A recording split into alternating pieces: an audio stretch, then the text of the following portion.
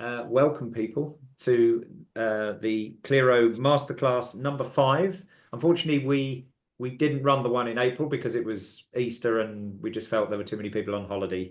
I'm delighted today's masterclass. We're moving forward in our topics, and the masterclasses we've done before have focused on very sort of what I would call the crucial governance and administrative tasks of LERO.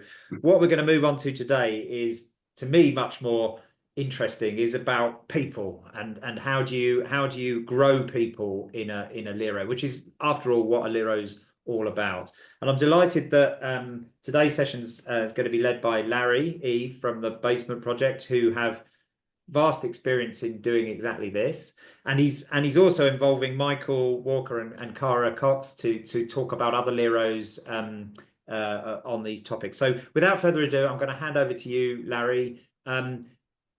We'll, after the initial presentation, there'll be a chance at the end for some questions and answers. We're recording this session, so if people don't want to their faces to appear on screen, just switch your camera off. But all the recordings will be available to everyone to watch afterwards. So over to you, Larry. Brilliant. Yeah, thank you very much, Ed, as always. And you're going to be the glamorous assistant in terms of moving the slides on. Fantastic, brilliant, because yeah, technology ain't one of my strongest points. In fact, it terrifies me. Good morning, everyone, as well. I'm looking at Lamray, one of our fellow connectors down there. How's it doing? The sun shining down there in the south? I'll take that as a yes. You're on mute, mate. Yes, it's lovely out here. Oh, good. Yeah, good to see you, man. Thanks for coming. Thanks for coming. Yeah. Quite a mixed bag today with in terms of so quite a lot to get through, which is why I've brought some. Well, I say brought them along. I kind of twisted their arms up their back and threatened them with all kinds of sanctions if they didn't join me. So I've got some people help me today, but I'll run through a basis of the agenda. Today we are going to cover areas in and around the region of training. Mandatory training, what does that look like? What does that sound like? And some in-house training that we've developed. It's really important at this point that I say that the Basement Project, we're not experts. I'm not for 1 minute saying this is how everyone should do it. We've been quite an established LERO for about 18, 19 years now. And we learned some stuff along the way, and we've made a lot of mistakes along the way. And I guess today's masterclass is based on what we've learned, what we've seen, and what we know. Everyone on this meeting will know that every LERO is different, your demographics are different, your treatment population is different, your communities are different. So it is different everywhere. But all I'm sharing today is what we've learned and what we've done and what we've found successful. We'll talk about training. We're going to talk about group work programs very briefly, some of the work that we've done in terms of meeting people where they are and developing group work initiatives that support people to get from where they are to where they want to be. We're going to talk a very small amount about professional and personal boundaries and how they can interact sometimes and some of the issues that arise as a result of some of those. We're going to talk quite a lot as well, and Michael is, about well-being, staying well in recovery, working in this field, and relapse contingency, and how we've managed some of that or tried to manage some of that over the years. Carl's going to talk a little bit more in depth about some of the challenges when we rock up and we partner up with some of the big guns in terms of statutory providers and others, and some of the conflicts of interests and some of the, I would call, daily frustrations that come along when we dance with the devil, so to speak, as well. And part of that as well is going to be working with other services as well. So partners like OID, partners like the NHS, partners like community, commissioning teams, etc., etc. So quite a lot to get through. So without further ado, I'm going to crack on in terms of some of the work that we've done. If you can move to the next slide, because I've noticed I put session 1 on there, but of course this is session 5. So what I wanted to show you on this one, this is a leaflet that we generated about 5 years ago, and it's a leaflet that's on display in all of our centres. And what it is, you'll see from there, it is called Growing People. So we have a model here in Calderdale and in other areas where we've supported people, LEROs, to work. That is a clear pathway from service user to volunteer to recovery builder to an apprenticeship and to a full-time full-paid member of staff, be that part-time or full-time. Now, not everybody transitions through that whole place. So some people turn into volunteers and then skip off back into the sunset and live happily ever after. Some people come through the whole process. But I wanted to talk to you a little bit today is about what that looks like on the ground floor in terms of the experience of that. I'm a service user and I aspire to give back to my community, or I aspire to work in the field. And personally, I wouldn't recommend that to anyone. But, you know, I aspire to give a little bit back and be proactive and be visible in my community. Then what we do is we have a role for you in a community setting and sometimes in a statutory setting that supports you to do that. So what I wanted to talk about first, I'm not going to read through the leaflet. The leaflet's going to be shared on our slides as well. So if you can't read it, because it might be a little bit small, but I'm just going to take you through it basically. So first and foremost, we have a team of volunteers. Now our volunteers, it's all about giving back. And later on another slide, I'll talk about our structured program. So we have a 16-week structured program that has abstinence at the core of it. And much of that references some of the stuff in the 12 steps. So what we find is that we have people that graduate our programs that have already had that, you get to keep what you've got by giving it away, that giving it back, and people that are quite keen to give back to their community. So we're quite lucky that every 3 months we have a graduation process and we have a crop of people that graduate that program that are really keen and chomping at the bit to give back in some capacity or what cover that capacity that might be, and many of those turn into volunteers. So our volunteers clearly it is about giving back, but also we have a financial incentive alongside that. We have something that's called time banking as well. So we have like a £3, £5, £7. So just for your basic £1, £3 an hour, and you might be helping out at the breakfast club, you might be, I don't know, making tea, making toast, meeting and greeting, whatever that might be, there's £3 an hour that you will get as minimum. If you wanted to put that towards your recovery, so say, for example, you want to go to a convention or you want a bus pass to attend more meetings, then it's £5 an hour. And then we have a rate of £7.50 an hour if it's for training and an education. So, for example, we've had guys and we've paid for their Reiki courses, their hairdressing courses, their manicure courses. And what they do is we grow those people and then they come back and they'll share that training. So they might put on a free Reiki course, a free yoga course, whatever that is. So we have a time banking system. So all of our volunteers are financially rewarded in some way, but the overarching ethos is giving back. So we don't have people standing at the end of the month with their hand out waiting for the payout. There is this concept of giving back. And I think that's the really important concept, because we've seen examples of rolling this out in other areas where literally people are just doing it for the money. And it does take away some of that, I don't know, the authenticity and some of the value that volunteers, the crucial that they bring to the table. I think it's crucial that we say as well that all of our volunteers, we're quite lucky and unlucky, I guess, that we work with one of the large treatment providers here, and we have an alliance set up, which means we have an equal seat at the table when it comes to making decisions about the service. And what we've done is we pick up all the volunteers. So we are commissioned to support volunteers in our service. So our lead provider doesn't have any volunteers. We look after the whole of the volunteering, the whole of the apprenticeship, and the whole of the community building. So we're quite lucky in terms of we have some monies and some finances set aside from mainstream budgets to grow that. So I guess we're quite fortunate in that we, you know, it's not big money, certainly by any stretch of the imagination, but we have a pot of money that we can use on a regular basis to help grow our volunteers. And some of the main things that contribute money-wise might be your passport, might be your driving license, might be ID. All those simple little things that are getting ahead in early recovery are quite crucial. I think it's quite important to mention that we have people volunteer that are internal and we have volunteers that are external. So we have volunteers that we grow within our service that volunteer outside in some of our statutory and some of the stakeholder services as well. So not everyone wants to be a recovery worker. Not everyone wants to be a facilitator. Some people might want to work in mental health. Some in child services. Some people might want to work in crisis intervention. So the idea is that there's something for everyone in that. I think what's probably the most important role of one of our volunteers is the welcoming of newcomers into our building.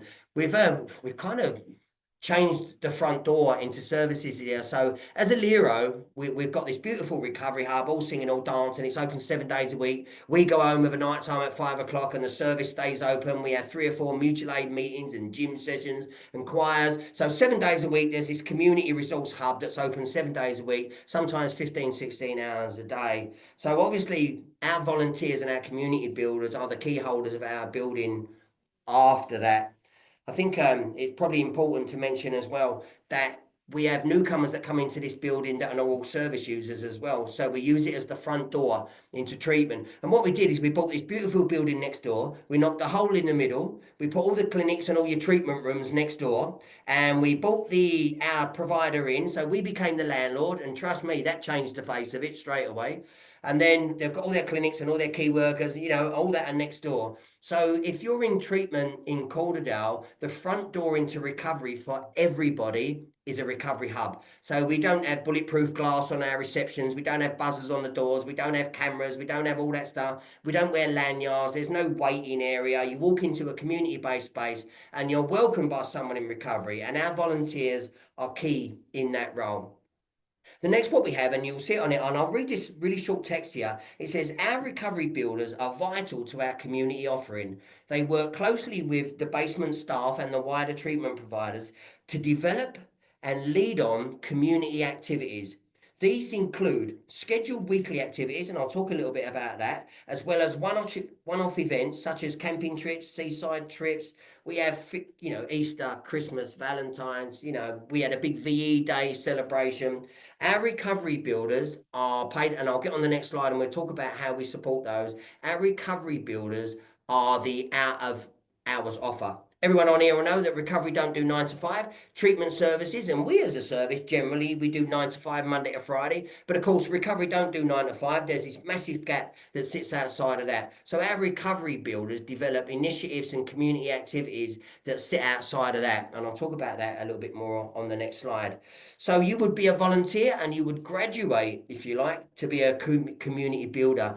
Our community builders work a minimum of 15 hours a week and a maximum of 22 hours a week. And they get what we call a bursary. So they get a rate of £7.50 an hour. And that is a bit of a budget. So some of that, they might hold a budget. And I'll give you an example and say, listen, I want to start a chess club. Brilliant. Here's the money for 4 chess balls. You've got 4 people and we'll have a chess club. And what they do is they galvanize the energy out in the community settings. So if we have 2 people that really love matchstick making, so guess what we're having next week? We're going to have a matchstick making club. If we have 2 lovely, some of our ladies who love a bit of crochet, guess what? Next week we're going to have a crochet club. And it's a little bit about asset-based community development where our community builders are out in the community learning the passions of the people that are there, and we just join them together. So we've got 3 people that like fishing, we put 3 people that like fishing together, and next Saturday they all go fishing in the minibus. It's kind of that. So our community builders are out there giving back to the community, financially rewarded for that, but it is their job to make sure that there are fun activities that sits outside of structured interventions. And then we have our apprenticeship scheme. So you'll probably know yourselves that most of the people that come through, they want to be a key worker, they want to be a recovery worker, they want to be, you know, a group facilitator. So we have an apprenticeship scheme to help grow those people.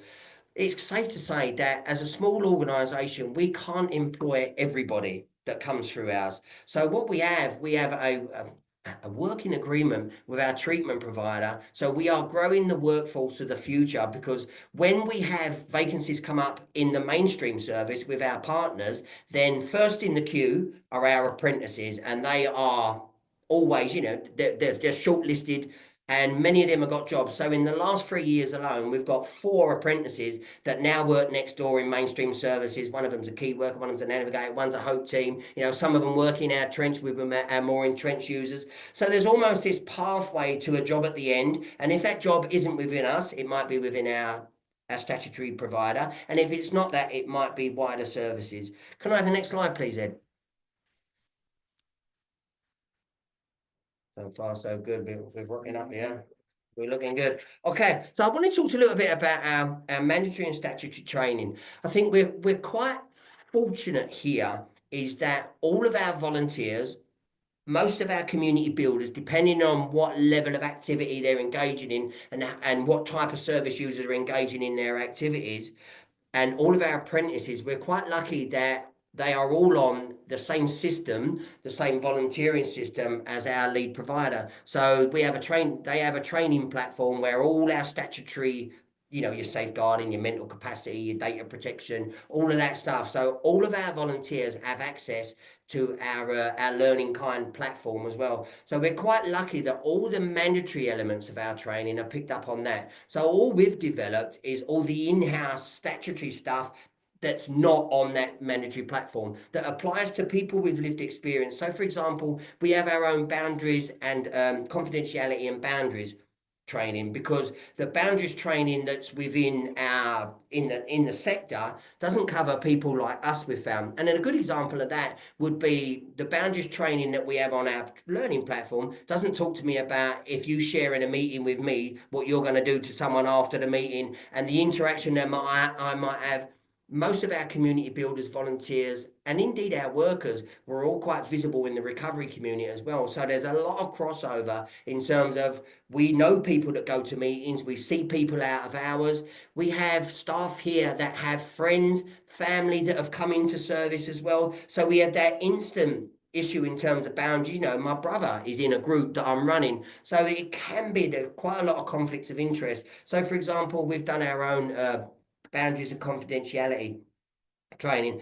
I just wanted to take you through, this is what our training matrix, and again, I'll share it with you guys, so we don't have to go in detail, but basically what it does, it highlights mandatory training as you move through the builder, the volunteer, the apprentice, and the employee. So you'll see, and you might not be able to see, that all of our recovery builders are aspiring to, or are, so we may get some people that may need to do maths and English first, but everybody is aspiring to do health and social care at level 2. All of our volunteers, all of our apprentices, and indeed all of our employees are smart trained, regardless of your role. So we have a community detox here, we have a residential setting here. All of our staff are smart trained as well. Part of that is because none of us are facilitators, none of us are admin workers, none of us are reception workers, we are all recovery coaches. So we all train to do each other's jobs. That's really good in terms of sickness, in terms of annual leave, in terms of, people leaving, staff retention, although we do have fantastic staff retention. So we don't have roles here. Everybody here is a recovery coach, but you may be a recovery coach that leads on the detox. You may be a recovery coach that leads on, in crisis intervention. You may be a recovery coach, but all of us are recovery coaches, and all of our staff, volunteers and builders have basic first aid training as well. And that we see that as mandatory. So when you move through the volunteer, I'll just go through the little list very quickly. We have a volunteer handbook and agreement. So we set out very early the terms of conditions. This is what you can expect from us, and this is what we can expect from you. All of our volunteers are DBS as well. Not all of our community builders are DBS, because you might not need a DBS to butter toast for someone, but all of our volunteers are, because they have a direct interface with active service users, people in structured treatment. All of our volunteers will receive confidentiality boundaries training. All of them will basic skills, maths and English. Some of those are already at that level, so might already start with a care certificate, and Michael will talk a little bit more about that, or they might go straight on to level 2.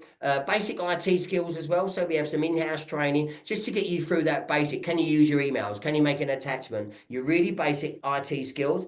We have a customer service training as well, and that's really important for our volunteers who are meeting and greeting or are at the front door, who sometimes quite often are dealing with the chaos of the front door, we have unhappy customers all across our treatment services. So there is something about customer service being integral to that, because everybody that comes in through this door, we want them to come back. So it's a bit like a customer sort of shop relationship. We want to give you the best experience so that you come back. Safeguarding, mental capacity, quality, diversity, handling information, GDPR, all of those are mandatory for all of our volunteers, and all of those are done online on our Learning Kind platform that's with our mainstream provider. All of our volunteers also have food hygiene as well, because a lot of our activities involve the cooking and preparing and serving and eating of food. So when you move from volunteer to apprentice, you'll do all of that training plus. So as an apprentice, you will do our program. So every apprentice that we have current, and I happen to have one sitting next to me who's going to give her a little bit of 3 or 4 minutes at the end of they're going to talk about her experience. All of those have shadow our program. So our apprentices also become facilitators. Now, they might not want to be a facilitator at the end of it. They may have aspirations to be something completely different, but all of our apprentices learn our program. All of our apprentices, is quite lucky, have completed our program because we recruit from the graduates from our program. So we're quite ahead of the game in terms of all of our volunteers and all of our apprentices would have completed our program anyway. So they've got a little bit of a heads up in terms of what the program is because they would have sat through it and graduated as a service user when they're in active treatment. All of our apprentices and all of our volunteers have access to our data system. So we use system one here. All of our volunteers at different levels and different access levels have access to that. All of our volunteers and apprentices have basement emails as well. So they have their own very structured email. All of our volunteers, not all of our volunteers, all of our apprentices also have access to System 1 client records and they share information on data systems. All of them have safe handling and medication as well. We have our own detox facility here. So we have a community-based residential detox and we have clients coming in every day, in and out, who are doing detoxes in our detox setting. So all of our staff have medication awareness, handling, etc., because we deal with people on a daily basis who may be in withdrawal, who may be underprescribed. So all of our staff are trained to be able to notice that. And then you move on to employee. So all of our employees are working towards, or have already completed a minimum of level 3 health and social care. We use that as a basis, as the bare minimum. Most of them would have done level 2 as a volunteer. So stepping up to level 3, we have an understanding, and you're doing it now, aren't you? Yeah, we have with our local college. So you might do level 2 as a volunteer, and then you'll come to level 3. So it's just a few extra modules on that. So the level 3 qualification doesn't actually take that long. We also do for our facilitators. We also do an AET certificate, which is like a teacher training. Back in the day, it used to be a teacher training certificate, so that you are qualified in classroom skills. And that's really important as well, because we've been in some situations where CQC regulation, and not that we fall under that umbrella, but we are guided by its principles, would state that if you have more than 6 people in a group, then you need a teaching qualification for it to be regulated, a regulated activity. So all of our facilitators are either completed or working towards an AET. All of them have got fire marshal, all of them have got infection control, blood pressure monitoring as well. You may not have a role in our detox facility, but everyone knows how to monitor blood pressure. All of them have received in-house trauma-informed care training, and all of them have received suicide awareness. So it's a step-up process. As a recovery builder, you do that. As a volunteer, you'll do all that plus that. As an apprentice, you'll do all that plus that. And as an employee, you'll do all that plus that. Next slide, please, Ed. Done, great guns here. I wanted to talk a little bit about group work programs and meeting people where they are in our journey. So over the years, we've kind of the population's changing. We have an entrenched, and I guess everywhere that I've seen as well, we have an entrenched population of opiate users that are either not maintained on prescriptions, are rarely maintained on prescriptions, or they've been on prescriptions a very long time. So it's no different where we are. So we're trying to use a little bit of lived experience initiatives to try and reach out to some of those people that have been entrenched. And I think the treatment population, I think it calls us the 6-year plus cohort. And yeah, I've been called quite a lot of things. So I was one of them, by the way. So what we've done, we've had a little deep dive into our treatment population. We've tried to do a little bit of work about trying to pull out some of those entrenched service users, some of those people that have been rocking up for their scripts for 5, 6, 10, 15, 20 years. We've got one guy in service here, believe it or not, 30 odd years on methadone. And yeah, he's still on methadone 32 years later. So we developed an initiative called Fresh Start. And what that is, in Calderdale, over the last 5 years, the offer has completely changed. We have a detox, we have a residential offer, we have a community offer, we have a beautiful recovery hub, we have all these initiatives and trips and football trips, we have all this stuff. What we do is we've gone into the navigators, we've looked at their caseloads, and they pull out 2 a month. every month of one of their service users that is embedded in treatment. So 6 years plus cohort, you know, maintained on OST for that period of time. And what we do, instead of your next key working appointment, which they always turn up for because it's the blue script that they get straight after, what we said is instead of that key work session, come and join us in a fresh start session. And all it is two people with lived experience, one that's a facilitator and one that's going to, we call it an experience, strength and hope. So they just talk about their journey from OST medication, and they'll be in recovery, abstinent-based recovery now. And all we do, instead of going to your key work session, come into this session. And it's a really simple process. All we say is you come into treatment 15 years ago, this is what it looked like. Today, this is what it looks like. And we sprinkle them with everything that's fantastic about the recovery community, all these initiatives. It does transpire that 8 out of 10 of these people don't even know this exists. They are that far in the abyss, if you like, out there, that they don't even know much of this exists.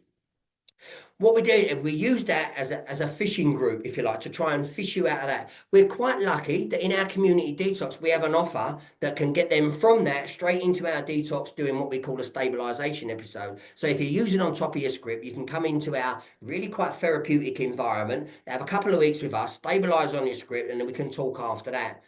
As it speaks now, we just have 2 people with lived experience that front that group. The rate now, 2 in every 10 that attend that group are interested in doing more. 1 in every 10 initiates a different treatment pathway. So we're talking about if you've got 300 people that are embedded in treatment in 1 year, potentially you could get 30 of those out. And those are the numbers we're seeing in the first 9 months.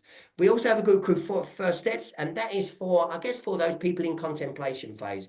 From fresh start, you will put into first steps. And it is just once a week, 4 weeks, an hour a week, coming in, sitting down and getting used to being comfortable in a group environment. There's nothing too sherry about it. With very simple goal setting. It's all about being comfortable around other people. And then we have the rest of our elements of our program. We have what's called recovery basics, 8 sessions, 4 weeks, stopping, getting ready to stop, reducing, detoxing. And then we have active recovery, and that's probably the heart of our program, and that is practicing abstinence for 12 weeks. And we have something called the 5 Ways to Wellbeing workbook that embeds itself across that. So not everybody comes into treatment with a goal of abstinence, but you can have a go at abstinence anyway. So what we do is say, give it 12 weeks, yeah? Turn off the plumbing for 12 weeks. We'll give you a 5 Ways to Wellbeing workbook. We'll evaluate you here and see where you are in terms of your wellbeing. And then we'll do another one at the end. And at the end of it, you decide. If it's not for you and you want it, yeah, that's absolutely all right. But you can see the benefits that are being gained. We have a lot of people that come through with no concept of abstinence that actually graduate our treatment program, the facilitated part of our program, abstinence, and they skip off into sunset and live happily ever after. We also have a group called resilience. And resilience for us is for those people that are not quite ready. So it's 8 sessions about looking outwards. In the middle of all that, we have things like called structured reductions. So for those people that are doing slow reductions to keep their motivation. But I just wanted to show you that we try and create a lived experience run group or a pod or an offer wherever you are in your journey. There's somewhere where we can pluck you from, and then there's a structured program that can get you to anywhere you want to go. And we call that meeting people where they are. All of those interventions are delivered by people with lived experience. There is no professional intervention in that. All of those are lived experience interventions. Next slide, Ed. I think that's somewhere near it. Fantastic. Before I move Michael, I just wanted to say, I just want to try and bring this into life. And Michael's going to do his part in bringing it to life. And I know Cara is as well. So I've just got Jo sitting next to me here. And I just literally told her this morning, I told her, did I ask you? I kind of told her and asked her at the same time, hey, Jo, do us a favor, come and do 5 minutes and just talk about your experience of moving through that. Jo has moved through that. She's been in our residential service and she's now an apprentice, soon to be member of staff. Depends on how well she does now. But I'll hand you over to Jo, and she's literally going to do 4 or 5 minutes to talk about her experience. Thanks, Jo. No worries. Hello, everyone. Yeah, I'm Jo. So yeah, like Larry said, I came to services in January 2024. Previous to that, I had done, he's just spoke about that, a stabilization. I was on a methadone script, but I was using heroin on top of it. So I first came to them for that therapeutic stay. And then from there, I got a detox with them in January 2024. And from after doing the detox, I stayed on, I did stage 1 housing with them and went through the whole program. Once I got halfway through the program and I had abstinence, I was asked if I would like to do some volunteering, which I took on. And for me, that was massive because I'd had such low self-worth and just felt that I was no good for anything, that it really helped build my confidence. It was all about helping the newcomer that came through the door, and I got to do some really good stuff like Breakfast Club, chefing for that. They also have a recovery hub over in Tomaden, which has like a cafe with it. I volunteered over there and really built my skills, basic food hygiene, sort of learning to use new technology as well, because last time I'd worked, it was still a push button till, where it's all this like computer stuff now. So I got to build my skills with that. And then once I got finished the whole program, I was asked if I would like to be a recovery builder, which I went for. And then this just opened doors again. I really enjoyed getting involved with community stuff. I've done stuff like took lead on running an open mic, which is with people in recovery as well as their families and the community. What else did I do as a recovery builder? I built connections with another local charity, Incredible Edible. And that was about, for me, that was about showing that we do recover and we can become productive members of society. So we went over with Incredible Edible. I took a bunch of volunteers with me and we like dug beds for them, helped build a recovery garden on the canal. So there was a bit of waste space on the canal. So we cleaned it up and that recovery garden still stands there now, actually. Oh, what else have they done? You know, there was a part in my life when I remember thinking I probably won't ever work again. I was that lost in addiction. But something else that they've supported me with is I've gone back to college, like Larry spoke about, and I've done a health and social level 2. I've completed that, and I'm just about to complete a mental health course as well, awareness on mental health. I'll start level 3 in September, and I'm now I'm on the apprenticeship, looking to be employed. My life's turned around. It's not just my life that it's benefited, you know, my children, my granddaughter, my partner, my mum, my dad, and the community as a whole, as I feel I'm now given to it rather than taken from it. I love the fact that I came a peer support as well. So people that are coming through the door for the first time, you know, these people I've used with them. So they've seen me like that, and now they see me as visible recovery. And I always say, you know, if it can work for me, it can work for anybody. So I hope that's enough. Yeah. Joe, you smell Right, Joe, no worries. you got the job, Joe. Anyway, thank you very much. Yeah, All brilliant. right. Thank you, Joe. Thank you. I really appreciate that. No worries. Brilliant. So we're going to hand over to Michael now. He's going to talk about his own experience as well. I've worked with Michael for a long time. He was an employee of ours now, and he went out into the wide world and he started his own LERO, and he's now the founder of that LERO, who has recently been commissioned. I've got to say as well, it's been an absolute pleasure supporting Michael along his journey as well, and he's going to talk a little bit about his experience of that. Michael, over to you, my friend. Perfect. Thank you, Larry. Can everybody hear me all right? Yeah, mate. Perfect. So I'm Michael Walker. I'm the service manager and one of the founding members of Barnsley Recovery Connections, based in Barnsley, a lived experience recovery organisation. So over the next few slides, I'm going to try to talk you through my experience of working through the TVRP's Developing People model. And I'm going to try to do it from an angle of the person actually walking through it, but also throw in a little bit of highlight for reference. Ready when you are, please, Ed. I think one thing that the leaflet and Larry didn't touch upon is, I suppose, the step before volunteering. I came into a recovery centre. I'd been exposed to treatment 3 times, but I'd never been exposed to what I now know or what I now feel is recovery. And after stamping my feet, asking for another detox, I was forced or asked or told to kind of engage with the local recovery hub and recovery community. So I'd been asked to go down there kind of every day, 9 while 5, or as close to as possible, and get engaged in everything as part of my detox preparation.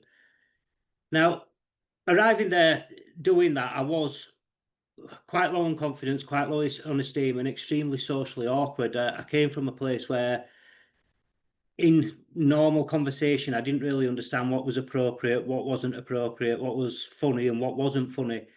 And I found that when I was there and in groups, I was absolutely fine. Probably the place where I thought I wouldn't be fine, but I was, because the groups I found quite distracting.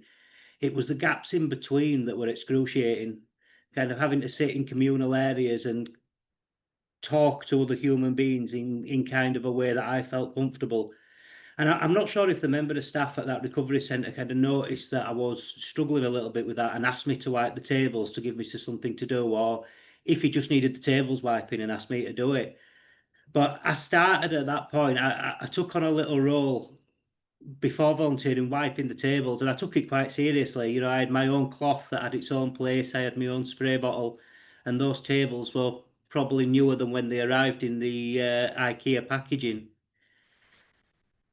Doing that at that stage, it really helped me settle into that recovery community, and it forced me or encouraged me to come out of my shell a little bit and start to make basic conversation with other people, and really did, I suppose, cement me or start to root me in that recovery community.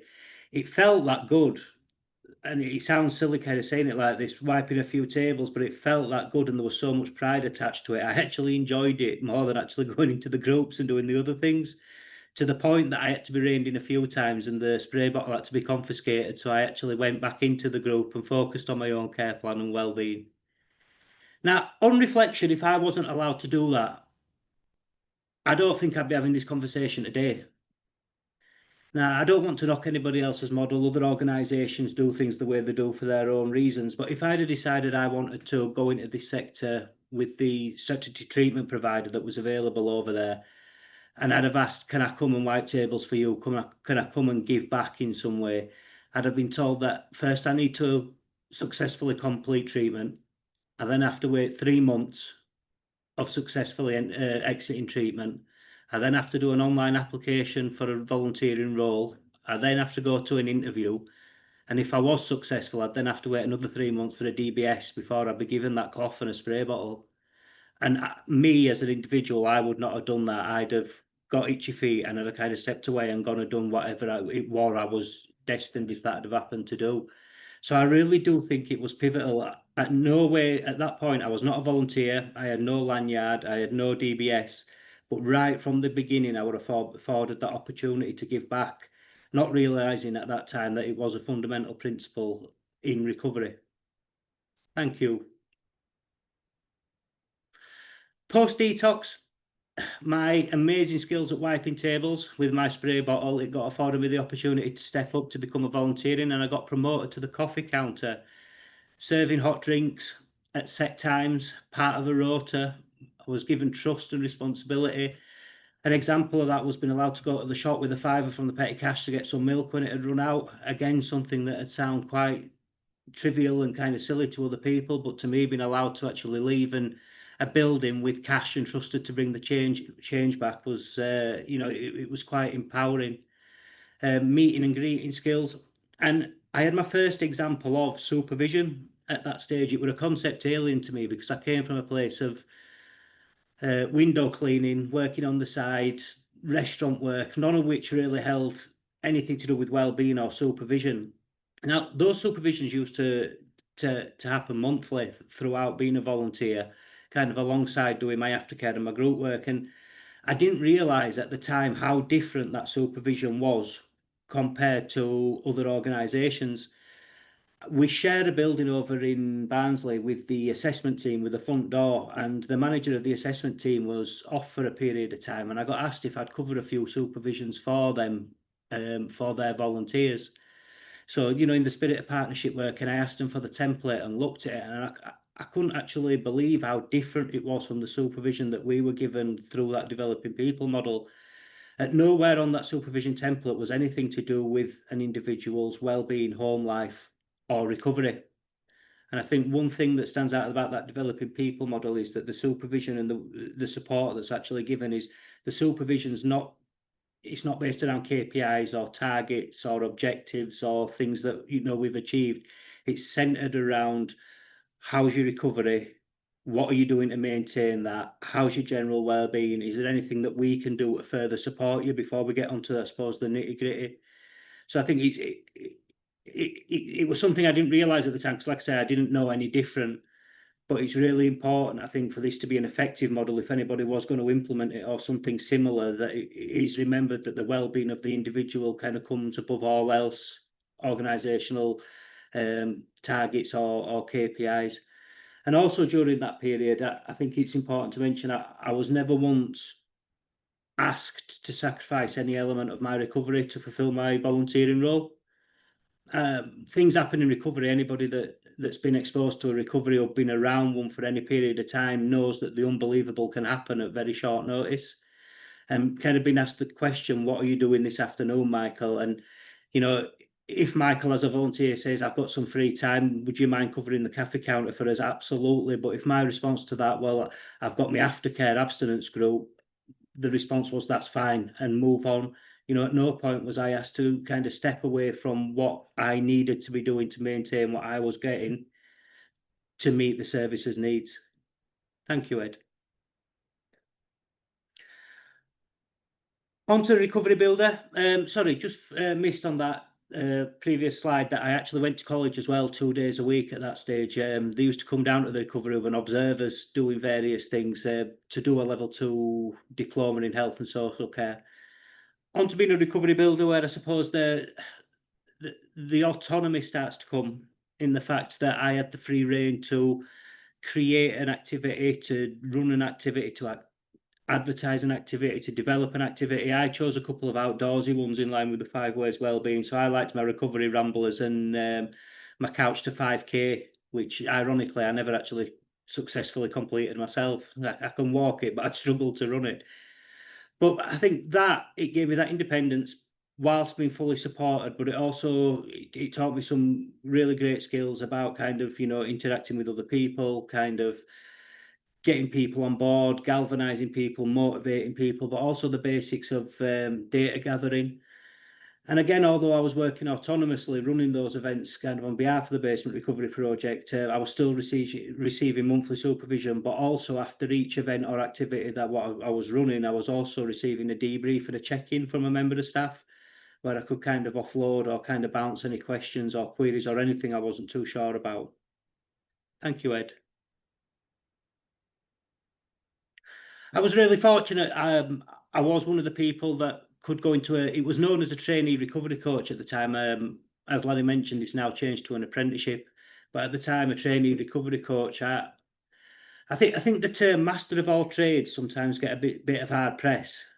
But as a trainee recovery coach, from the shadowing, from the mentorship, from being allowed to learn on the job from the very basics, as Joe touched upon, I wasn't somebody that came from a computer literate background, you know, so turning a computer on, you know, it was a little bit startling as it started lashing up and different pop-ups started coming on. There was a lot of things that I suppose I didn't understand around working in the sector, and it also offered me a lot of opportunity to get to understand the wider sector a little bit more, because part of that traineeship apprenticeship was being put with other parts of the wider service as well. So, you know, things like the needle exchange, the assessment team, looking at their recovery coordinators and what they were doing. So I had that basic understanding of how all the cogs came together to kind of make the operation run as it was running. And I think at that point, my first ever recovery goal was realised. I got my email address. You know, I think a lot of people come into early recovery and they're desperate for a lanyard, or, you know, they're desperate for a title. For me, for some strange reason, having never had one, me and a friend who went to work in housing at a similar time, we were desperate for an email address. And I remember, although reading the policy around misuse of computer, I still sent a cheeky email saying we've made it to him both, and kind of laugh out loud, which was a poignant moment. And again, through that traineeship, you know, lucky enough to get that ongoing support and also that ongoing supervision that I've mentioned. Thank you, Ed.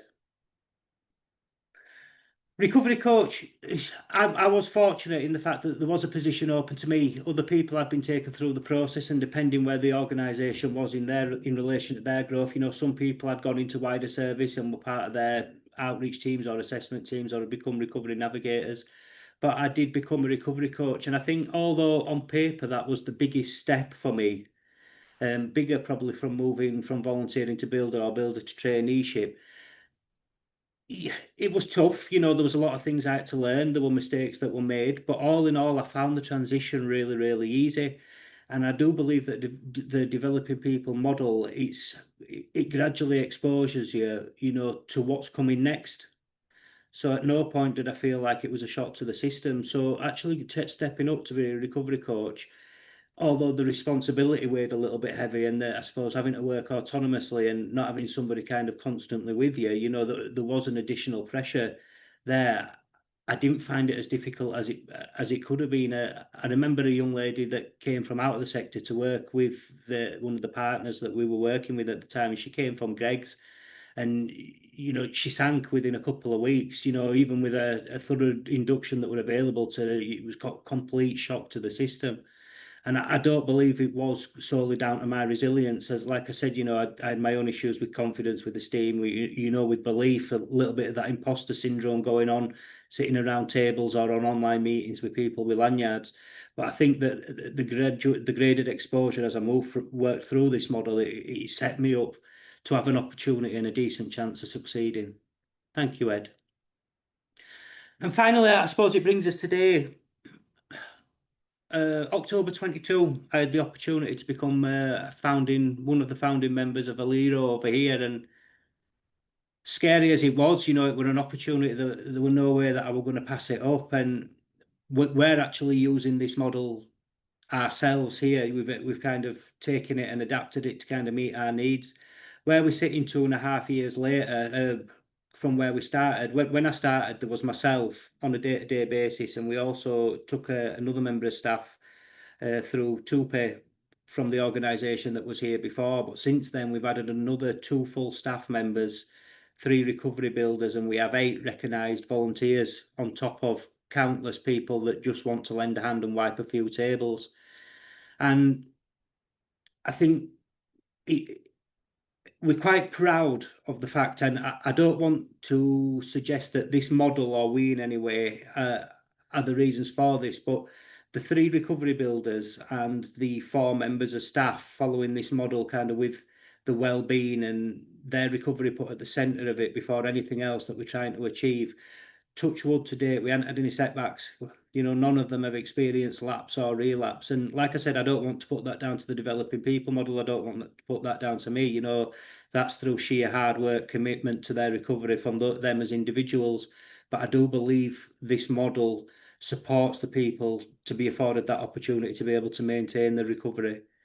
I think one of the hardest challenges, just to finish off on this, is, and I'm coming from a manager rather than somebody that's working through this model now, is remembering at all times, you know, that the individual's recovery comes first and foremost. You know, when somebody calls in sick, when somebody lets you down, it's all too easy to look around for somebody that's reliable and to lean on those people. And I sometimes have to remind myself and go back to the opportunity that was afforded to me, that the individual that's anywhere on this process, their well-being and them maintaining their recovery is it's instrumental for them to be able to move forward. Because if we start doing things that could potentially jeopardize that person won't make it to where, you know, they're destined to make it.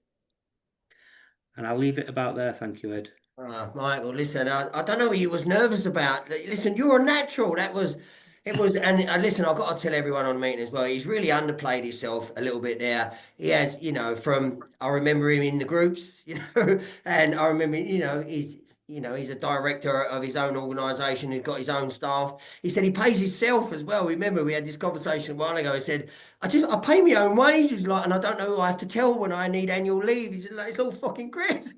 But listen, I've got to say that the recovery hub that you're running over there, it's one of the warmest welcomes and one of the kindest and most caring environments I think I've had the privilege to walk into, Michael. And I think you've been instrumental in making sure that everybody that walks in that building, regardless of where they are and who they are, they feel welcomed and they're engaged and they leave in a better place, even if they do come in, wipe the table and have a cup of tea. So Michael, it's been fantastic. And thank you. I don't know why he was nervous. That was amazing. Yeah. Going to hand over to Cara now. Cara as well. Cara has the energy of about 19 people and the compassion of more. I think Cara is, for me, the voice of people that don't have a voice as well. And she's been around for quite a few years as well. And she uses her status now in terms of service manager for her own LERO to really bang the drum for those people that don't have a voice. And she is in the trenches every day. Cara, I'm going to hand over to you.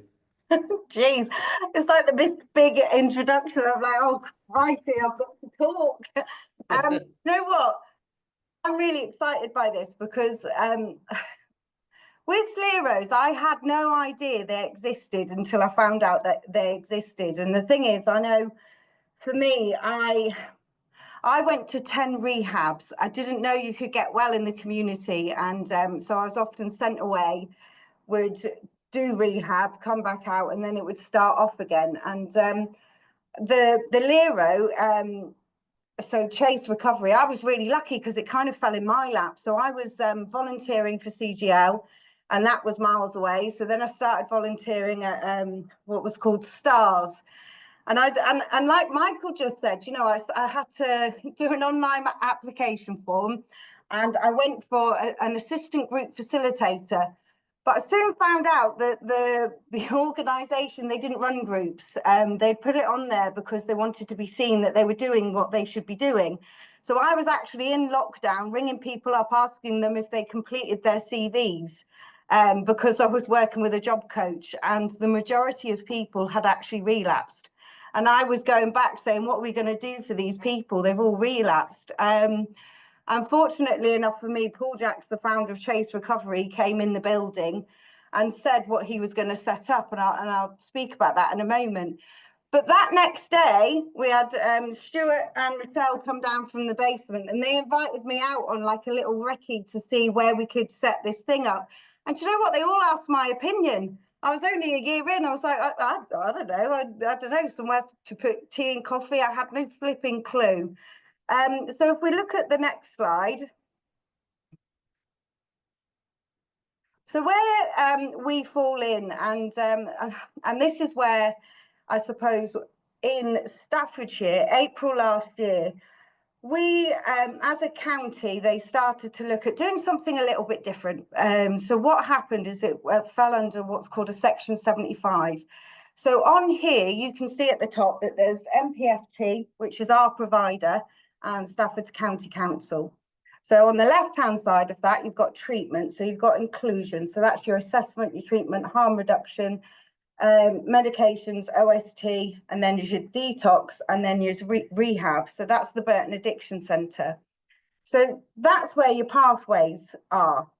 On the other side, as we all know, there's always going to be the sort of deemed as a slightly non-professional community. So the reason it says mutual aid, just like Slimming World, is because we use that slide to explain to inclusion what how fellowships work, you know, because sometimes they're a bit like, isn't it just about God? Well, no, it's a, you know, it's an organisation, it's a fellowship of people. The good thing about CA and NA and AA is that, you know, they are non-professional. So I've often been told to just shut up and get on with it and listen in a meeting, and, you know, why are you whinging? But of course, we can't necessarily quite do that approach. So on the next slide, this is where Chase Recovery falls into. So we form that visible, contagious recovery. And what we've always wanted to do is, as Larry described at the start of his presentation, is that front door access.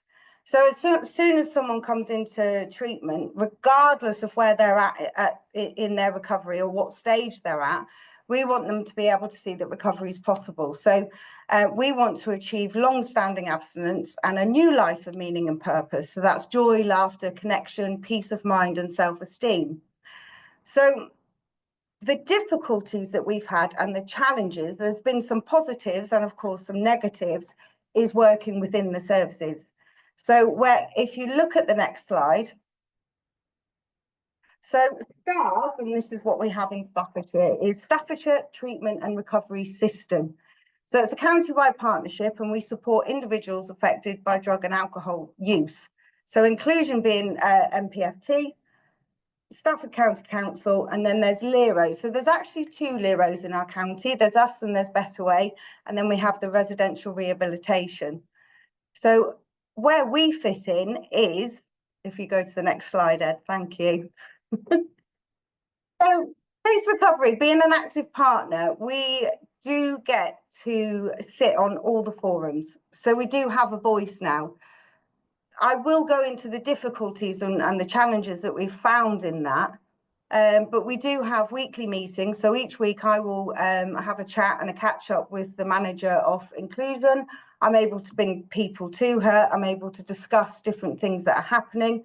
The difficulties that we're finding at the moment is since April last year, we're all on this joined up system, but we haven't got access to some of the same databases due to DPIA and governance and all of those things, you know, so that has always been a bit of a tricky issue.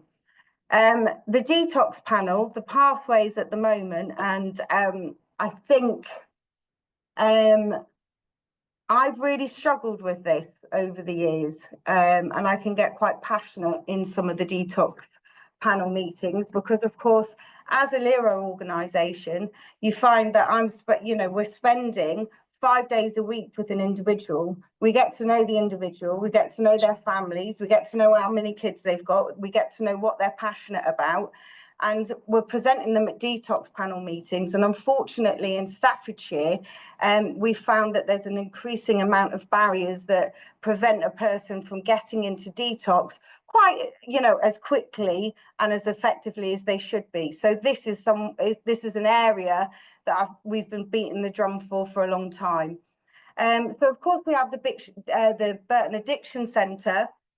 And again, you know, when we all joined forces, there was this, they were worried. They thought that the LERO was going to take all their people and that there wouldn't be a place of residential rehab. Well, of course there's a place of residential rehab. You know, and that's the brilliant thing, is that we actually have a really good working relationship with them now. And we've built a community where we're unified. You know, we have celebration days that celebrate recovery together in the wider county.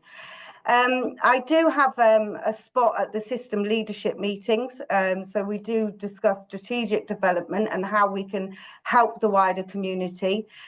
Culturally, it's been very difficult with some of the key workers, and as a LERO, we've had to grow with that because at times it's almost we were deemed as a bit of an add-on at times, and again I'll go into that in a bit more detail. We also have things like operational meetings, which all sounds wonderful and fantastic, but I guess where we sit and we see all of it, so we're in the ground and we meet people and we grow people and we've got people in our organisation that grow. I suppose that it doesn't always come down from the organisation, and I guess where we tend to work bottom up, we'll ask the opinion of our Chase Recovery members, our volunteers, our apprentices, our facilitators. We get them involved. When it comes to the drug service, the thing that I've noticed is that it's done to the staff. So sometimes the staff get a little bit, I didn't know it had to be done, and I'm not sure that this is working.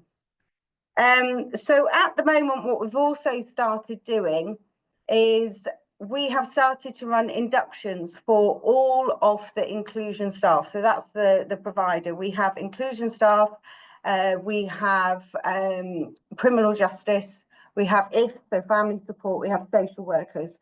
So each week we have a slot where they are able to attend a group. Of course we give them food because we've always got cheese toasties or home baked goods on a Wednesday, so they get to engage and have chats with people. And then afterwards we'll give them an introduction as to what we can do and what we can offer and how we can support each other. Next slide. So Chase Recovery are personal learning and growth. So we, of course, it goes without saying that we have benefited greatly from the mentoring that's been provided by the Basement Project. So I've put 15 years. Apologies, Larry, with your 18 years of experience.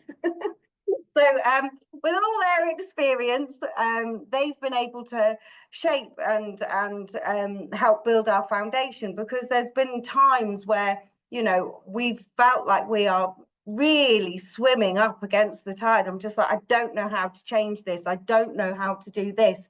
And having a mentor and having someone that's that bit further along who you can ask, it makes massive change, and it makes you feel, I feel like suddenly I'm not insane anymore and I'm not going crazy, and that I can get this resolved. So with it, we've got strength in people. So we have built an incredible base of dedicated volunteers. So We've got now who have progressed into full-time staff. I feel really fortunate in that, I guess, our project lead, JP, was one of our first people that came through on Chase Recovery, and I've seen him attend group, come off his script, go into the BAC, leave the BAC, and carry on. So we're really fortunate that we get to see the power of lived experience and how that can be passed on and transcended throughout the community. It's dead exciting.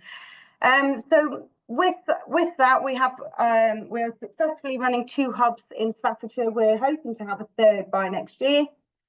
Buildings are always a difficult one, so we've got our building established in Stafford, so that's like our main hub.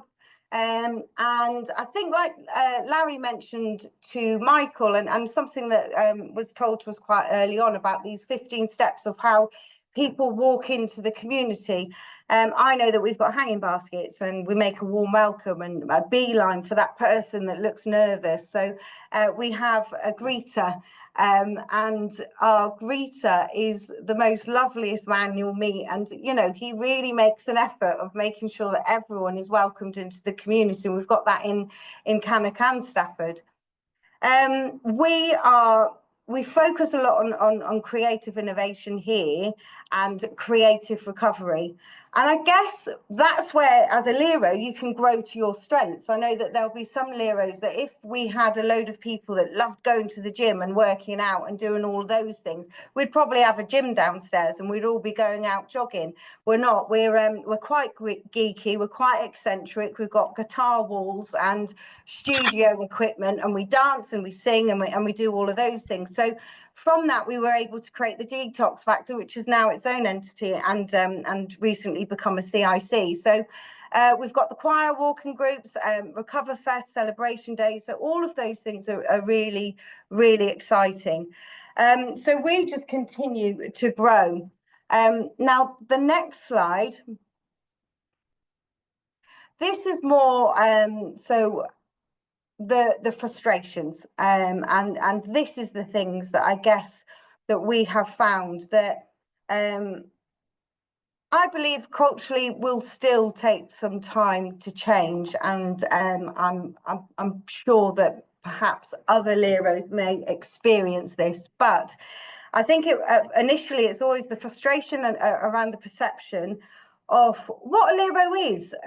You know, it's often misunderstood by, I perceive, as the wider services. At first we were seen as a bit of an add-on. Oh, this person's sober, we'll just chuck them into Chase Recovery. Oh, this person doesn't need anything, we'll chuck them into Chase Recovery, which is lovely. We want people in our community, but at the same time, we want to be there from the very start of their journey so that we can really help them and grow their recovery. The frustration for me as a individual in recovery is that often perception around me and my capabilities could often be perceived incorrectly. So we've often had challenges around the professional culture. So there's been a professional arrogance and a resistance from some services. So sometimes LERO's voices have been underrepresentative or dismissed at times. This, however, since the Section 75 is improving. It's not where we would love it to be, but it's definitely improving. We do have things set up like co-production, and we have other things that our own people have a voice. The other thing that has always been a frustration for us here, and it's not all doom and gloom, by the way, it sounds like I'm being dead negative. There's loads of positive things going on, but this is the learning from how we've integrated with the services, really. So it's a lack of established systems. So we're still operating without a fully integrated system. So at the moment, we're waiting for what's called ILI so that we can really share information and get the best pathway and best treatment provided for individuals seeking recovery. So next slide, please. So growing people, so I touched roughly a bit about me. So it's from volunteer roots to thriving peer-led organisation, as it were. It sounds all very fabulous there. So Chase Recovery, established in 2021. So my personal journey, I began as a volunteer, and as I said, it was I was, you know, it was literally, I was in services, and then the next day I was not working for services. I was so excited to be a part of LERO. I was really excited to see it from the very beginning. So we started off just running, just Paul and I, just in a Quakers meeting house and another community centre, just running the basics of the programme. And then Paul let me have a group to do whatever I wanted. So I was doing pass the parcel and quizzes and lots of different things, which led me on to an apprenticeship and full-time employment. And then April 2024, I became the service manager. And of course, that whilst all really exciting, I think Michael touched upon the point earlier, you know, suddenly you're at the big table and suddenly you're just thinking, oh, crikey, you know, how have I made it onto this platform? But it's all been really exciting growth. And again, because of how we are within our community, the first thing we protect is each other's recoveries. You know, the first thing that we look for is any gaps, or if people are looking to be burnt out, or if people need some extra time, if people's fellowships are dipping, if there's additional support that they might need. So that has to always come forefront of anything that we do. Next slide, please. So the growth of Chase Recovery, and I think Michael again touched upon it. So just to give you a different idea, so our volunteers, they kind of choose their own path, and I thoroughly believe that volunteers always pick themselves. In that, I think Larry again said it at the start, you know, there's lots of people like, yeah, I can't wait to be a facilitator. I'm going to do this and I'm going to give back. I think every rehab I've been to, everyone was going to be a therapist. But the thing is, when it actually comes to the nitty gritty, it's not quite what people had hoped for. So our volunteers, we have things like greeters, we have DIY and building maintenance, we have walking group leaders, admin support, breakfast club, and the detox factor, which has got its own little program now. So I think the final slide, it is supported structure. So apprentices and paid roles. So these are, so I guess it's very similar. We use the same training matrix as the Basement Project and Barnsley in Recovery, but we also have other paid roles. So whilst the housekeeper, everyone kind of thinks, oh, it's a housekeeper role. In Chase Recovery, the housekeeper, they're kind of like the mum of the house. So we've got a guy at the moment who keeps the building and keeps our house in order. So it is things like having you know, those informal chats with people and teas and stuff like that. And then, of course, we have the apprenticeships and then the paid employment. So in a nutshell, that's a bit about Chase Recovery. And we welcome anyone that would love to visit us, by the way. So you're always welcome. You can have the induction tour, whatever you like, but I will leave it all there. Thanks, Larry. Thank you, Larry. Thank you, Michael. Thank you, Cara. Absolutely brilliant. I really enjoyed that. I think there's so much learning there. But what you've demonstrated is all the things that I love about recovery and recovery organisations. And Cara said it at the end. Protecting each other's recovery is what makes recovery organisations different to other organisations. I don't think I work for the NHS. I don't think however well-meaning the staff are in those organisations, structurally it's very difficult for them to attend to people's recovery that are working for them, and that requires lived experience to do that. And that's why I champion recovery organisations as part of the system, because I think it's an absolutely crucial part of it. But what you've heard there is a fabulous system developed, a framework developed by the Basement Project that over many years of experience and trial and error and development, and then the application of it in 2 local areas. And really, I mean, there's so much learning there. There's so much we can take away from it. And it's also so inspiring to hear it, and long may it continue. I think we officially running for another 15 20 minutes. Quite happy to take any comments anyone has, any questions for the presenters, or if people are exhausted, we can end it there. But the recordings will be available, and the slides as well will be available from the LERO if you want them. But throw it open if anyone's got any questions. Hannah, you've got your hand up. Hi, absolutely fascinating and inspirational. Really, really brilliant. I just wondered, with your residential detoxes, how are they managed? Do you man? Who do you want to direct that to, Hannah? Larry? I think, was it both Larry and Cora that Yeah, had okay. In detoxes? what Wanna way do you start, mean Larry? managed, Hannah? Is it by the NHS or? No, so it's completely the residential itself is a completely lived experience delivered. So we have all our staff are ex-service users that have come through the pathway that I spoke. I guess the clinical element is picked up by our mainstream provider. So in terms of prescribing, in terms of regimes, in terms of that, but all of our staff are trained to, notice the signs of withdrawals, take blood pressure, take SATs, all that CWAS, cow scales, all of that. So, and we are part of the live system as well, so we can share information in real time. System one, if we've got if one of our residents are experiencing any issues, we can go live, and we have a nurse that's 24/7 as well. So it's in partnership with our mainstream provider, but so they pick up the clinical element. And I think what we're trying to do, we've tried to make detox not just a clinical experience, not an experience about just taking a load of tablets, getting your certificate at the end of it, and skipping off into the sunset. So when you come and detox with us, you're involved in a therapeutic program. So you will do all the mutual aid that's in the area. You will have a look at all the fun stuff while you're detoxing as well. And our houses, we call them a detox. It's just a beautiful house. So there's no signs and posters on the wall and rules and regulations. We try and make it a really homely experience. And where we see some of our more successful outcomes is where people quite often in an inpatient environment have to disappear. So over here, you might go to Bradford, you might go to Manchester, you might go further afield to some of the treatment centres. And of course, what that does, it takes you away from all your support networks, puts you in a really clinicalised environment, take a load of tablets just to come back. So what we do is we have our community-based you can have your mum come around and cook if you want. You can have your wife come on a Sunday with the kids. It's a real social experience as opposed to a clinical experience.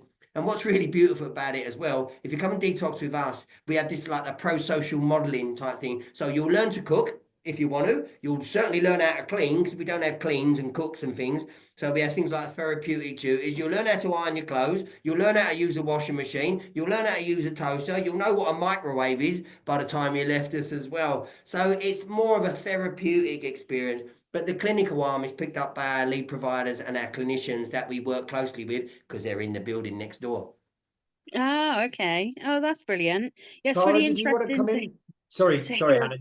It's really interesting to hear, because our ACER unit, the specialised detox, is closing at the end of June.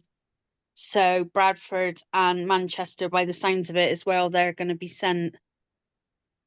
Yeah. Thank you. No, you're very welcome. I hope that Thanks answers a the lot. question. Cara, did you have a response to that? Sorry. No, it's okay. I suppose where we work, it works ever so slightly different, Hannah. So I go to a panel meeting whereby we're not in the position yet where we have our own detox houses and sober living houses. So we are heavily reliant on the West Midlands framework. So each week I go and present people to go to a detox. So it's really hard sometimes getting them through to a detox or on a detox pathway. And the wonderful thing about a LERO organisation and having a structured program, is I can often present someone and say, well, they've done graduated first steps, so graduated basics, they've been attending all of these group sessions. What is it that you need? And unfortunately, sometimes it falls flat with things like missed bloods or missed forms, or they're not as interested in looking and at seeing how much that person has wanted this detox. So I suppose that's where our frustrations lie. On a daily basis. Thank you both. So I think Ruth was next, and then John, and then Thank Paul. you. Thanks. I'm down in Bristol with Hannah, and I just want to say, Larry and Joe and Michael and Cara, that's I was feeling a bit teary at some of that. It's so inspiring. You guys have set the bar really high, and yeah, thank you for that. And Cara, I grew up in Tamworth, so it's great to see Staffordshire on the map there. Thank you so much. Yeah, we'll see you. Lovely, Ruth. Thank you very much. John? Thank you, Ed. Yeah, I mean, first of all, I want to thank today's panel for an incredibly brilliant session today. I wanted to ask Larry a couple of things. Maybe now's not the time to answer them or not. I wanted to talk about or ask Larry how you pay £3 an hour. How do you do that with someone on benefits, etc., etc.? So how do you work that into your system? And then Larry was talking about the statutory training that is in their system. One of the questions, Larry, is there any chance of external people like me and my gang on the Isle of Wight tapping into that training or paying you to access that training or anything like that at all? And then, yeah, I mean, just to hear that lived experience stuff and you know, Michael talking about the cleaning with the cloth, you know, and how absolutely utterly important that is in someone's recovery journey. Utterly fantastic. So a couple of questions, Larry. I don't know if you can answer them now or we can probably, yeah, probably. But I think the great thing about a LERO, and where, you know, we can work outside the box a little bit and be a little bit more creative about how we pay our volunteers and what it sounds like and what it looks like. And I guess under the radar, if you want, so no one can accumulate. You know, there is a permitted earnings threshold that applies to everybody on benefits, but that depends on the type of benefit you are as well. So much of it's paid out weekly as well, so it doesn't accumulate into too much in terms of, you know, massive payouts where you got to inform the benefits agency and declare it to the tax man in your next self-assessment or something. But I think that element of it is managed within the parameters, I guess, of receiving benefits. But in terms of apprenticeships as well, it's a bit more like a levy. So it's a bit more like of a bursary as well. So we kind of get it across the threshold with the language that we use.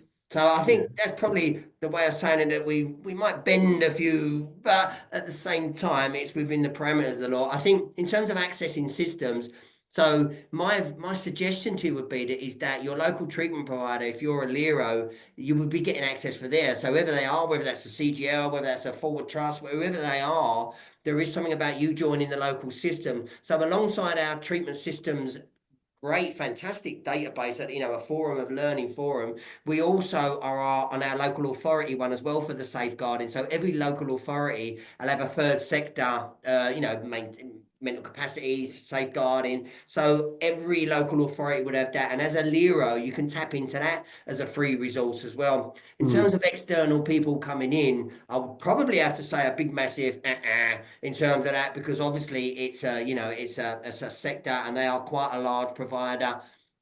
They're very generous with us as well, but in terms of externally, I would have thought no. But certainly for the LERO that started in Barnsley and the LERO that started in Staffordshire that we supported, they are now connected and embedded in there. Well, we've still got a little bit of issue with Cara's team getting on there, but the end game is they are part of that wider system and they have the same access to the training as the statutory staff do.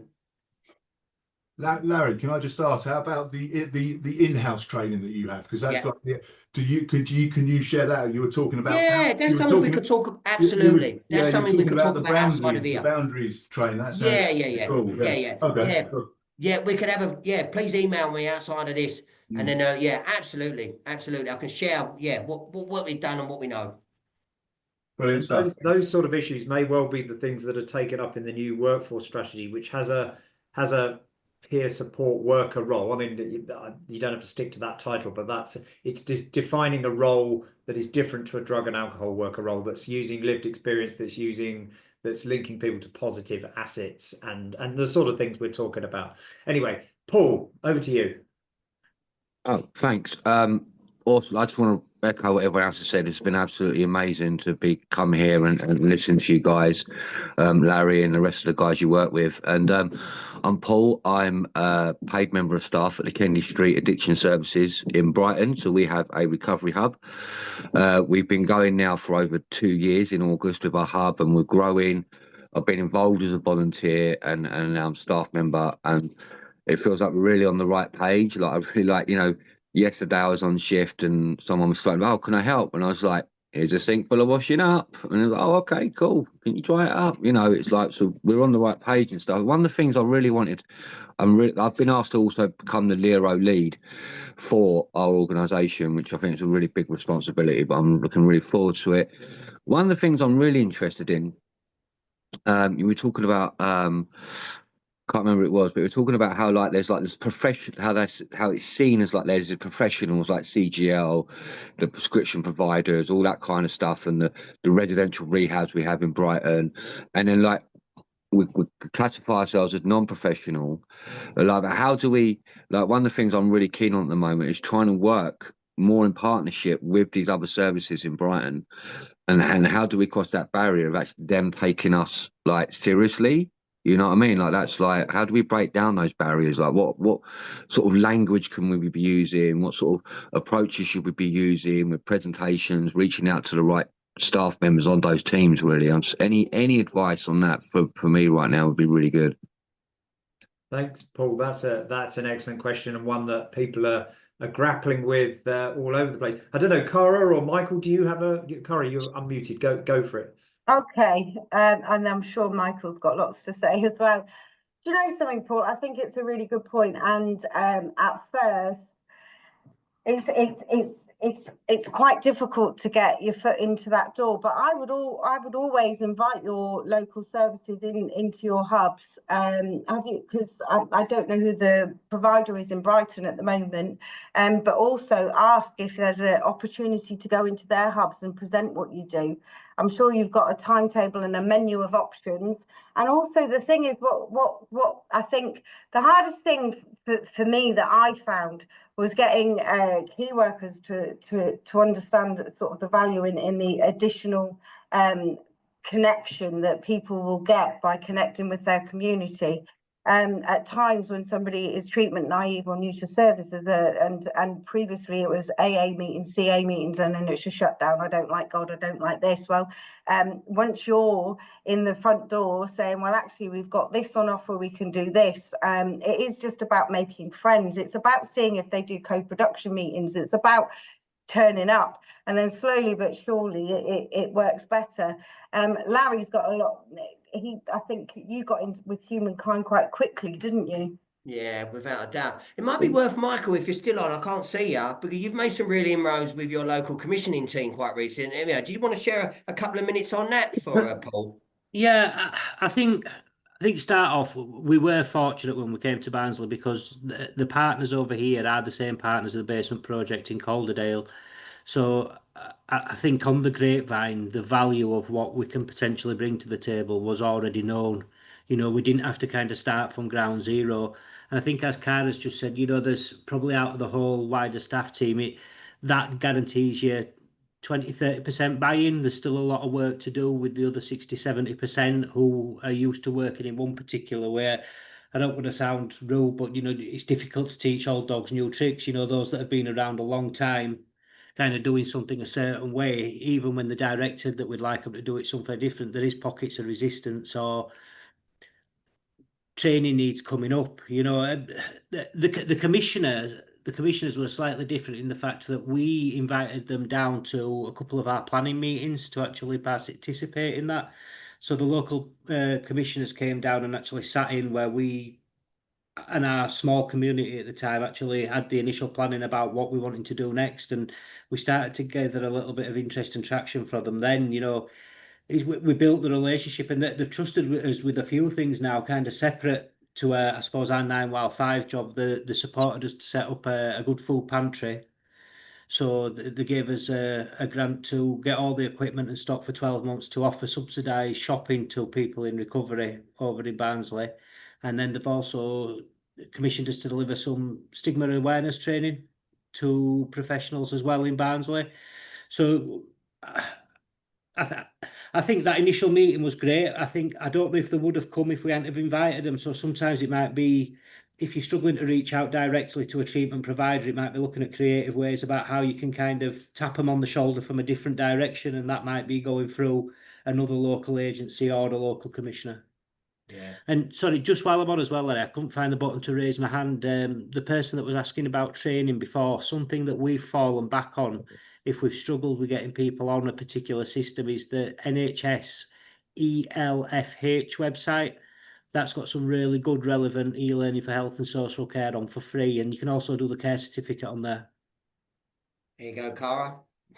So we're actually, that brings us to a neat endpoint in that we're 2 minutes from when we're supposed to be finishing, and I don't want to run over. I want to finish by thanking Larry, Cara, and Michael for, I mean, a really brilliant presentation. I mean, I think we all agree, absolutely blown away by the inspiration, the passion, the enthusiasm, but also the brilliant ideas, the organization, the thinking about the structures.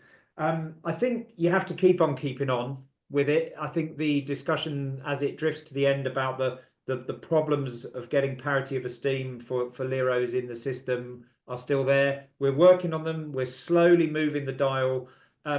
Exercises like this, I share this with commissioners and other people who will watch this and learn. I'd encourage you all to come to the next LERO, the CLERO members meeting on a Monday afternoon, because that's where we share these ideas, and there's more chance for discussion about sharing experiences and tips to help other people. We also have a mentoring program to help people in developing leadership skills in running LEROs. But I just want to finish by thanking the presenters for a brilliant job today. So next remains me to say to everyone, thank you, and have a really good day, and look forward to seeing you next time in June. Brilliant. Thanks for your help, Ed. Thank you, Have a great everyone. weekend. Brilliant. Thank you very much. Bye-bye.